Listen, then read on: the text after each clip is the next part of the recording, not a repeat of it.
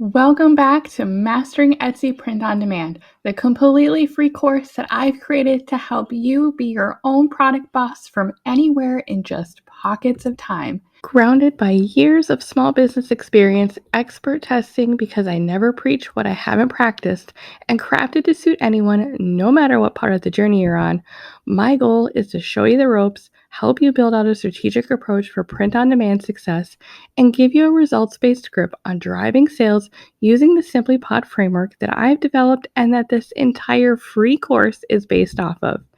In case we haven't met yet, hey there, friend. My name is Mandy. I'm a busy Midwest boy mama, former HR director turned full-time handmade small business entrepreneur, and builder of print-on-demand shops that altogether have reached almost 6 figures in less than a year, all while not having to touch a single product or ship anything out to a customer myself. I'm obsessed with sharing knowledge that simplifies the Etsy print-on-demand process so that truly anyone can feel empowered to start their own journey. The focus of this module will be all about the SEO, search engine optimization. That's right, before you even pick up a design tool, we're talking about SEO first. It's the second one of our cornerstones, so you know it's going to be super important. We'll be covering traditional SEO versus Etsy SEO, the mysterious algorithm that is Etsy, key ranking focus to help you prioritize, my own 4-step SEO keyword process, and 2 cardinal rules to make sure that you are staying on point and successful with your Etsy shop. And of course, I haven't forgotten, there will be homework at the end, so make sure you stick around. First, let's get started with traditional SEO versus Etsy SEO and why you need to care about this really important acronym. SEO at its basis stands for search engine optimization. It's the process of improving a product listing's visibility in search results, which therefore results in more customers viewing the product. This same principle has been applied for eons in the internet world for website optimization and all sorts of other utilizations, but this is how it applies to the product-based world. One of the biggest drivers of search engine optimization is keywords. So, in simple terms, SEO keywords, therefore, are words or phrases that help customers searching for items like yours find yours. That is the goal in all of this. Because breaking news, folks, if your products aren't shown to customers, if they can't see them, they can't buy them. Period. End of story. Game over. So that is why this is such a critical topic to know and understand. When it comes to SEO, Google and other search engines do this by matching search queries with the results from the internet. The billions and trillions of pages that are out there, Google and other search engines are crawling those websites each and every day, multiple times a day, at any given second of the day. That is how it works. But guess what? Etsy, our favorite friend, is a search engine too. And Etsy has its own process for search engine optimization. That tiny little search bar that you see at the top holds the key to so much.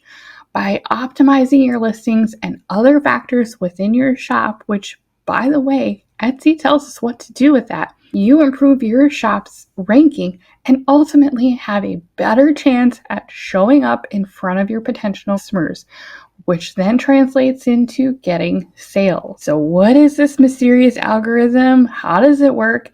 And what are the facts, not the fluff? Well, let's walk it through. First, I want to be clear that there is an Etsy ranking myth out there. A lot of times I hear sellers trying to snoop their listings or see if they're on the elusive first page by looking up their listings. Guess what? There is no such thing as unified ranking anymore. People do this because prior to 2018, I could type in the term mom sweatshirt and you could type in the same term of mom sweatshirt and we'd both get the same first page results. That is old news, my friends, because now there are a variety of factors. Technology and search engine optimization has evolved and changed over these years. And so now much of this is based off of an individual consumer's past behavior and how those keywords relate to what they're searching for. So stop trying to determine your rank based on searching for your own listings. Bottom line, instead, focus on optimizing your shop based on actual Etsy rank factors and actual data coming from your own shop. So let's walk through exactly how Etsy's search algorithm works and the process that it uses when it's ranking shops and listings. There are two key steps to know in this process. One is query matching, and the second one is ranking. Step one, Etsy is looking at key areas of a listing. This includes titles, tags, description, primarily those first 1 to 2 sentences, attributes, and categories. It's looking specifically for keywords that shoppers are using in the search bar. And if keywords are used in these areas and they match what the person is searching for, those listings and products are then eligible to rank in the search results, which then leads us to step 2 in the algorithm, which the search results are then filtered further by a series of ranking factors to determine where your listing falls within those search results. So these are things like relevancy, listing quality, shipping price, and customer and market experience. Also things like shopper habits, listing recency, and translations and language. The higher you rank in these areas, the better your chances are for appearing higher in search results. But what do all of these areas mean, and should you be focusing on trying to improve and optimize all of them? Well, the short answer is no, because we are able to prioritize each of these areas and determine which ones are going to have the most impact on our ranking and make the most difference. So, as you might expect coming from me, we're going to keep it simple. And that means we're going to focus on just 4 areas that are going to make the biggest difference. So let's walk it through each one and what they mean. The first one is relevancy. So this relates to having keywords that most closely match what a shopper has typed into the search bar, their query, because this will then determine your chance of that listing appearing in their search results based on how closely it matches what they typed in. The best way to do this and make sure that you're showing up for them is to research and optimize the keywords that you're using in your tags, your titles, and your descriptions. Because again, the more closely that they match what your target audience is searching for, the greater chance they'll have of showing up in their search results. You'll also want to make sure that you're strategically using your shop real estate. And 2 big areas for that are using all 13 of your tags and using up as much as you can of those 140 title characters that you have available in your listing, as well as making sure that you're selecting relevant categories and attributes, which are things like colors, styles, holidays, all those little drop-down menus that you see based on the product that you're listing. The next area is the listing quality score, and this is highly related to your conversion rate, which is how many people view your listing and then make a purchase. The higher your conversion rate is, meaning the more people who look at your listing and then take action by buying it, the higher your conversion will be and the higher your ranking will be for that listing and ultimately your shop if you can start to increase that conversion across your shop. You do this by having accurate keywords that are related and match your target audience. So if you've got something in your tags or titles that says mom shirt, but the listing itself is actually for a Father's Day shirt, that's not relevant at all. And I guarantee you, if a shirt like that is popping up when someone's actually searching for a mom shirt, they might be a little confused as to why they're seeing that. And it's definitely not going to turn into a sale or a conversion. So keep your keywords accurate and relevant to your target audience and your ideal buyer. I also recommend avoiding using vacation mode when you can avoid it, because Etsy has clearly stated in their ranking methodology that using vacation mode can temporarily lower your ranking or your grade in this listing quality score. So what that means is that it's going to take you a lot more time to regain the momentum that you might have lost while it was on vacation. It's not to say you can't get it back, but because that period of time Etsy's ranking system was not looking at your listing, it lost out on any momentum that it had prior to going on vacation mode. So if you need to take some time off or you need to put it on pause, I recommend instead extending your shipping time or your production time so that it pushes out when the customer can expect that listing. It's probably going to reduce your sales, but if that's the point, at least it's not on vacation mode and not there. That is kind of the key difference with that. The other way to increase your listing quality score is having a converting first photo. Again, this listing quality is all about conversion. So this means in your first photo, having both a design and mock-up that catches the attention of your ideal buyer and attracts them to your listing, because again, the whole point of SEO is to get your listing in front of them. Congratulations, you got in front of them, but in order to convert, you've got to grab their attention, because that first photo is often your first and only attempt to make a first impression on a customer who's searching for something to buy. So you need to be able to grab their attention with something that looks appealing and will stop the scroll as they're looking at listings that come up in their search results, so that you can convert them into a buyer. The third area of ranking that we want to prioritize is the shipping price. So you may recall we talked about this in Module 2, but just as a refresher, a couple key takeaways with this. Etsy has clearly said that it boosts listings with free US shipping, or for shops that use free shipping on orders of $35 or more. That's just a fact. Etsy boosts those listings. Doesn't mean it's required, but it's certainly an option for increasing your chances of ranking. Also comes down to a little bit of buyer psychology as well. So here's my hot take on that. Buyers really are split. Some prefer to see that lower price point when they first see the listing, knowing that there's going to be shipping on the back end, while others would rather pay a little bit more because they want to see that little free shopping banner that appears below listings that have the free shipping turned on. So just keep that in mind, that there's a little bit of both, and buyers are kind of split in what they prefer to see. Regardless of what you choose and how you choose to approach shipping, make sure that you are carefully pricing your items so that you aren't losing money. If you go the free shipping route, you need to make sure you are then building that into the overall cost of your item that you are then charging the customer.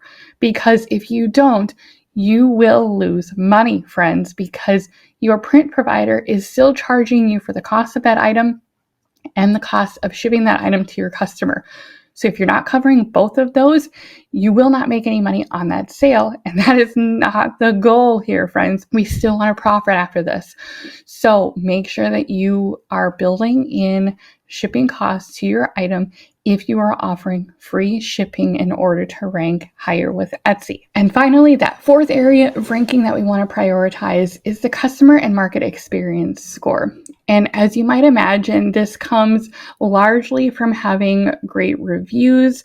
Once you start getting sales, it comes from having complete shop policies and having those fully filled out. It also comes from having a complete shop, meaning that you've got sections and your about and your announcement and FAQs. All these things that make you look like a legitimate, well-rounded, fully built shop help increase your score within the customer and market experience. On the flip side of that, as you might imagine, there are a couple main red flags that can lower your score in this area. This namely comes from having excessive negative reviews, or if you've gotten hit with excessive intellectual property infringement issues, which is essentially getting reported for copyright or trademark infringement. These issues can hurt your search ranking as well. But don't worry, I'm going to be covering all of these in upcoming modules, so don't panic. I got you covered. Let's check in. Have I lost you yet? Are you thinking, now what? Take a deep breath and let's keep going. I'm going to start connecting the dots for you as we continue to dive in.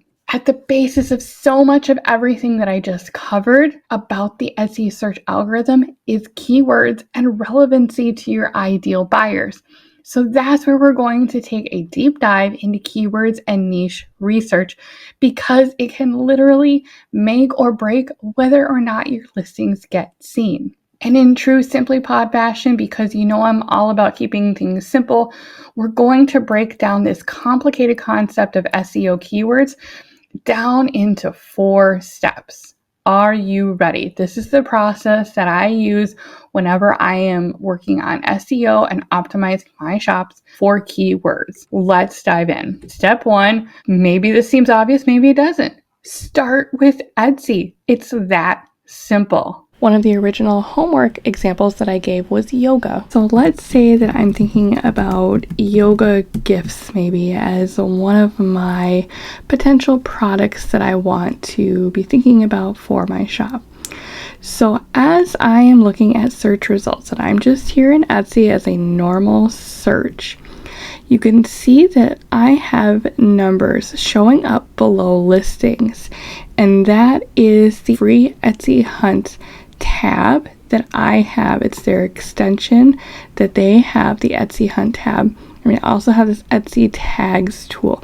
Both are for Chrome extensions, and I use them a ton when I am doing research and looking at potential products as well as competition, and just to see what is selling. So as I scroll, a couple things you'll want to note. Typically at the top of your search results are going to be ads, which means sellers have paid for Etsy ads to be turned on and to appear higher in Etsy search results. So when I'm wanting to look at actual organic ranked listings, I typically scroll past those that have ads on. I'm going to start getting ideas for both designs as well as keywords on what might be a possibility for a shop. So I can see that skeletons combined with yoga is kind of a trendy thing. Simple sells. It always has, it always will. So even just simple designs with words in a fancy font are popular. You can see that these have sold well. This is a newer listing within the last year or so that again is selling well. And if I keep scrolling, again, you can kind of get an idea of different options that are out there. We can see that there is an Etsy pick. This is something that Etsy decides. It's from their editors. It's out of our control, but it's a great way to see what they think is a good item.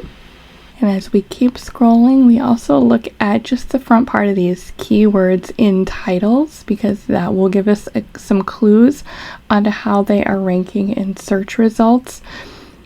Inhale, exhale is obviously something that goes along well with yoga, as does the concept of namaste, trees, and kind of that Zen vibe. And sometimes you see some of the funny images here as well. So lots of really great options as we scroll, both in terms of t-shirts, sweatshirts, tank tops, a wide variety of different options. And as we click into one of these as an example, you can see that something like this, again, very simple, but is very popular. You can see that right now it's in 20 plus carts. This is Etsy's way of signifying to buyers that an item is popular. Another thing to note is that this item has a bestseller badge. Now this moves around. You've probably heard me say in the past, it's over here on the right side. That's where it's historically been, and I know they are kind of making some updates and testing things testing views to have it over on the left, so just be on the lookout that it might move around on you. But be on the lookout for those bestsellers, because again, this is how we know that there are high sales volumes on items like this. Now that doesn't mean we are going to go and make an exact copy of this. That is not the point whatsoever of this exercise. It is instead our research that we are doing to determine types of styles that are selling well and to really validate the market that we are looking at getting into. So if yoga is one of the topics that you're looking at, we need to validate the market to see, are there items in this category that are selling and actively popular on Etsy? Because if there's not, then there's a possibility that there's not a big enough market for that category or target audience. You're also doing this exercise to get a sense of what types of keywords are being used. So in this example, it's Namaste Tank. We've got keywords like yoga in there, inspirational, women's workout, all sorts of keywords that we can start to consider. As I said, this eHunt tool is also a great way to look at keywords because it's going to give me data on the tags that this shop is using for its listing. I can see that here, and because I have their other free extension, the Tag Extractor, if I click on that, it will also tell me if there are Google trends out there for particular keywords as well. Sometimes this competition data gets a little off, but again, the whole point is just to do some initial research to see what's out there in the market and to validate the direction that we're going in. We'll take a deeper dive into keywords as kind of that next step. Step number 2, you want to analyze keywords. So as you start identifying keywords that relate to your target buyer and your target audience, you want to start then researching and analyzing them to make sure that you're using the best keywords possible to attract the right buyer and customer. And that's where I use the site called erank.com to do keyword research to find out what kind of data is behind these keywords. Is anyone actually searching for it? And is there actually competition? So using an example from our homework, I just simply typed in the term yoga. We can see average searches per month. We can see average clicks. We can also see click-through rates, which tells us that customers are actually clicking on and interested in these listings. I also take a peek at Google Trends just to see how popular searches are as well. And then you can also see that there's clearly some competition going on with this listing. So that is where we start to take a deeper dive into those keywords. And this is where I start to get ideas for other types of products that I might want to consider if I were going to open a shop around yoga or wellness. One of the tricks that I use is their keyword list tool. You can see I've already got my dog mom shop in there and a list going. So I'm going to create a new one called yoga. And this will be kind of where my yoga and wellness keywords will live in this example. So then as I'm scrolling through the keywords, doing my research, I can hit the little star next to the keywords and it's going to save that keyword and the information you see in that keyword list that I just created. So I can come back to it and refer to it at any time. This is how when I have multiple niches in one store, I keep lots of keywords organized by those different niches and categories so that I can refer back to them and add to them at any time. As I'm reviewing keywords and saving them, the other thing that I look at are search trends. So those little bars there that reflect past trends of searches and determine if something is starting to build in popularity.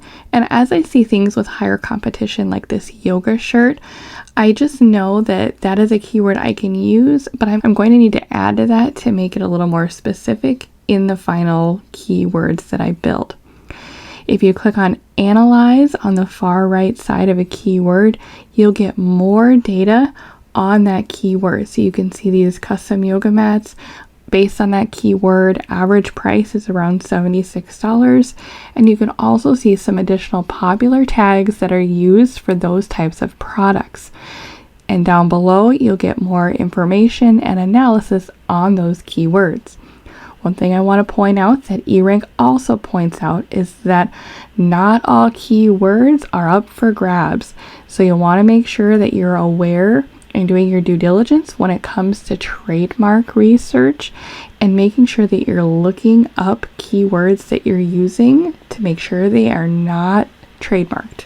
If someone holds a registered trademark for a word or phrase, that means that you can't use it. We'll talk about this more in the design module, but as a quick example, let's say we wanted to use the term namaste on a shirt. If we look up the term namaste, we're going to look for a word mark that has a registration number. So for example, namaste home is registered for these types of goods and services. If we're selling anything and using this term, we can't use namaste home for things like candles or lighting because that's what it's trademarked for. Now, if we're selling apparel, we could definitely use that phrase. However, if we were going to use something like namaste in my lane, clothing and apparel is under that IC code of 025, which means that if a registered trademark is in place for something in that category, it is off limits for any type of clothing or apparel using that trademark. Like I said, we'll get into this more as part of the design module as well. Just know that it has an impact on your keywords that you can use. Step 3, target a niche. Hold on to your hats, ladies and gentlemen, and make sure your seat backs and tray tables are in an upright position because it's going to get a little bumpy on this one. I'm going to walk through step-by-step niche basics so that we keep this simple and easy to understand. So let's break it down and start with the basics. A niche, at its very most simple explanation, is just a segment of a larger market based on customer identity. So moms, dads, teachers, nurses, those are all customer identities and those are all niches. So then, as you might imagine, a sub-niche is a smaller, more specific segment within that larger niche. So if we have a mom niche, soccer moms, hockey moms, baseball moms, all the moms you can think of for sports or cheerleader moms, those are all sub-niches. And what's important to understand is that the bigger the niche, the more saturated it will be and therefore higher competition on Etsy.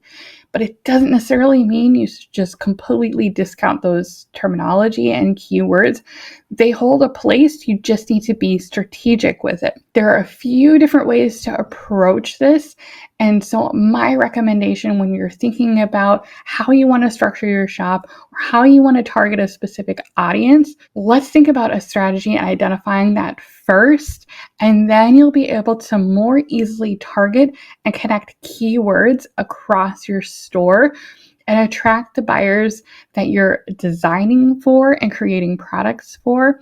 So again, you can increase your ranking, increase your conversion, and really tie all that together. Here's a little hint. I've said it before and I'll say it again.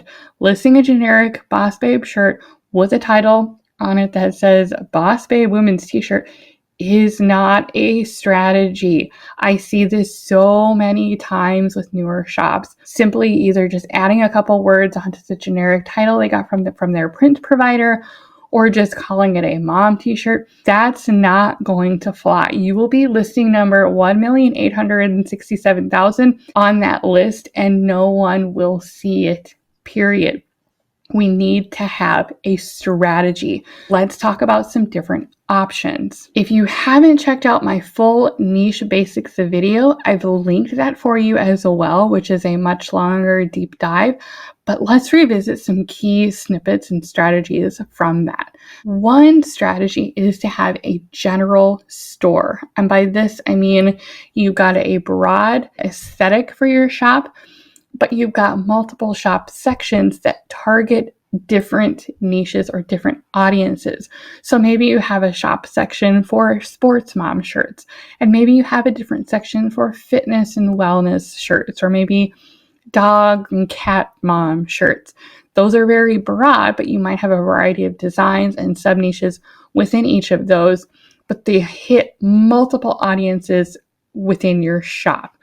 You might have them on things like sweatshirts and t-shirts, and so focused on product, but broad on niche targeting. That's one option. Another option is to have more of a broad niche shop.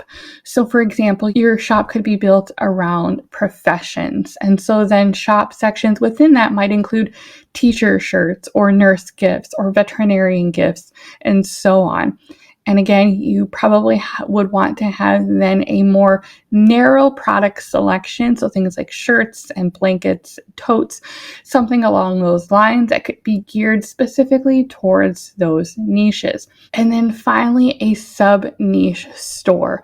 This is where you would take something much more specific, like a teacher niche, and then your shop sections would be sub niches. So for example, you might have kindergarten teacher as one shop section. You might have paraprofessional gifts as another. And then because you've got a much more narrow niche, you might then have a few more different product offerings that you could expand into because your focus on niches is much more narrow, and you could attract them with things that a buyer in that area or category might consider grouping together, like a shirt with a tote, for example. So those are a few of the very broad options that you typically see in a shop strategy. You can absolutely be successful with any of these approaches, but you need to pick one to start with so that your shop has direction. If you've got a variety of different target audiences that you want to design for, then go with a general store. There is nothing wrong with that. Just make sure then the sections and designs and keywords that you're using within that specifically target each of the different niches that you are trying to attract to your shop and your listings. Whereas if you really want to go deep and get into the sub-niche store, those can be equally, if not more, successful. So again, there are options, but you really want to pick an approach and identify that, because then it'll be a lot easier to then build out your shop, know what you're designing for, know what kinds of keywords you're searching for, and really hone in on the audiences that will be attracted to your listings. Let's walk through an example using the homework that we've had in the last couple of modules. You probably saw that two of the example topics in those first two modules that I used were wellness and yoga. Those were a couple of categories that have bestseller tags on several of the listings that come up in search results. And there are several listings in there that have popular now. So that tells me that these are topics or niches that are either trending on Etsy or are going to be profitable because there's clearly good movement of products in these categories. So let's use this as an example to turn it into a broad niche store, because wellness and yoga are kind of similar and can definitely be linked. So our strategy that we've identified is it's going to be a broad niche shop. And the theme is going to be around wellness. So therefore, using the topics that we've identified and want to include, some of those shop sections then might include yoga shirts or yoga gifts or mindfulness gifts. These are keywords that are going to target a buyer and help to, again, rank in that relevancy category based on keywords. I then might also have products that could include shirts or yoga mats or water bottles, because again, these are all things that are going to be relevant and fit within that niche of wellness as potential product offerings. Which brings us all the way back into step 4. I bet you forgot about our steps, didn't you? That's okay. We're now up to step 4, which is optimizing for Etsy, using everything that we've learned about keywords and niches to really bring it all together. Etsy's preferred way to optimize is to do this by using long tail keywords instead of short tail keywords. And no, we're not describing animals here. Short tail keywords are simply 1 to 2 keywords. That's it. They're going to be higher volume of traffic, high competition because they're very short and non-specific, which also means they're going to be lower for converting because they're just too broad and generic. So things like women's sweatshirt, or simply using the word yoga mat or dog blanket. These are all short tail, and in this day and age are just simply going to be very saturated if you were to run a search and try to rank in any of those keywords. Whereas long tail keywords are 3 or more keywords that create a phrase. They're then going to have a lower volume of traffic because they're going to be much more specific, but it also means they're going to be lower in competition and higher in conversion because you have a better chance of nailing something super specific that customer has typed into the search bar. So, for example, football mom sweatshirt for game day, or Zen mindfulness wellness coach t-shirt, or a Minky golden retriever dog mom blanket Christmas gift. These sound like a mouthful, but there is a very specific way of targeting the person that it could be intended or used for, and at any particular occasion that it might be connected to. And this is so that you have a much better chance of relating to the keywords that a customer is typing into that search bar. And here's the thing, as I said, Etsy prefers long tail. Why? Because long tail phrases and keywords are going to be more specific, which means if you're matching on those specific terms, your listing is probably going to be a lot more relevant to the person searching for it, which means there's a higher chance of them clicking on your product. And if it truly is relevant and related to what they're looking for, a higher chance of them buying it, which then turns into higher conversion, which then turns into higher ranking with Etsy. Because here's the thing, Etsy wants you to get a sale just as much as you want to get a sale. So they're looking for that relevancy. So that is why those long tail phrases and keywords are going to be important to integrate within your shop optimization strategy. Now, if you're really stuck on coming up with these longer phrases, and if it seems daunting to you, here's my simple little brainstorming trick that I use. And I've already alluded to it, so you may have guessed it. But one of the strategies that I've used is, number one, I come up with 3 different product facts or descriptors for the listing that I'm working on. Come up with 3 different types of individuals that might buy it or have it gifted to, and 3 different holidays or occasions it might apply to. And then I simply mix and match to create a longer phrase. And that's really all there is to it. It's about putting these keywords together in a way that makes sense so that you can target and relate and be relevant to buyers searching for items like yours. But I want you to keep something in mind. The long tail phrase should still make sense. We're not here to make gibberish. It should still make sense. It might be a mouthful. It might be kind of weird to say, but as long as you have identified those kind of 3 different components and put them in together in a way that still makes sense, then you have been successful. So let's tie this all together. Are you ready? Let's take it from niche to optimization and connect all of those little dots. So we start with a niche. This is a category based on customer identity. Let's use that continued niche of wellness. We've got our niche. Now let's identify some sub-niches. Fitness, yoga, mindfulness, mental health, all could fit within that niche of wellness and could be connected to our design elements, our keywords, our listings, our products, all of that. And so these, while they are short little words, can usually be okay for tags. You might want to call it like a yoga shirt or a fitness outfit or something like that. Those are going to be for short things like tags because you just don't get the amount of space that you do in titles and description. So don't discount those completely. But then we're going to look at SEO and tying that into how your ideal customers find your product.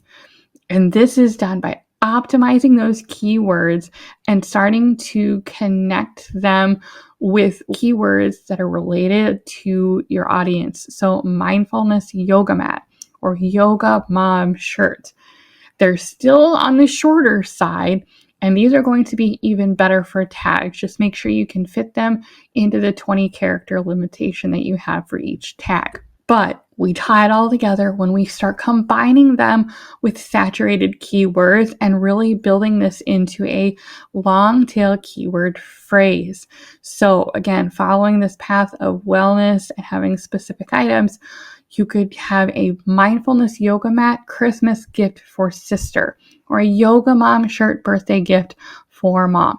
Again, a mouthful, yes, a little bit, but these are going to create great keyword combinations for Etsy to use as it's determining your relevancy to what a buyer is searching for. So keep that in mind, and remember, these long tails are going to be great for titles as well as descriptions, because that first 1 to 2 sentences of your description, remember, is also factored in with that query matching. So remember that as being a key area to use that long tail formula as well. Easy peasy. Am I right? All celebrations aside, there are a couple big rules with keywords I want to make sure you know about and follow as well. The first one is never change the title or tags on a listing that is selling well. As you start getting sales, or if you snag a bestseller tag, which I know you absolutely will, copy that listing and change the copy if there are things that you want to change or experiment with. Don't ever touch the title or tags on a listing that is performing well, because that can cause the Etsy algorithm and ranking to reset, and you don't want to lose that momentum that you already got in ranking with that listing. So just remember, listings that are doing well, don't touch them if you can possibly avoid it. And number 2, never use keywords or phrases that have active trademarks, meaning that someone has already registered a particular word or phrase as being theirs and you can't use it. For example, boy mom is trademarked.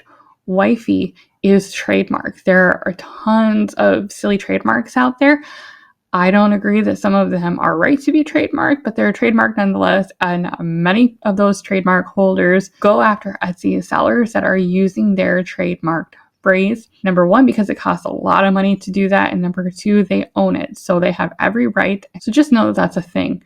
Again, neither of these things should deter you or make you feel fearful and not want to start working on your listings.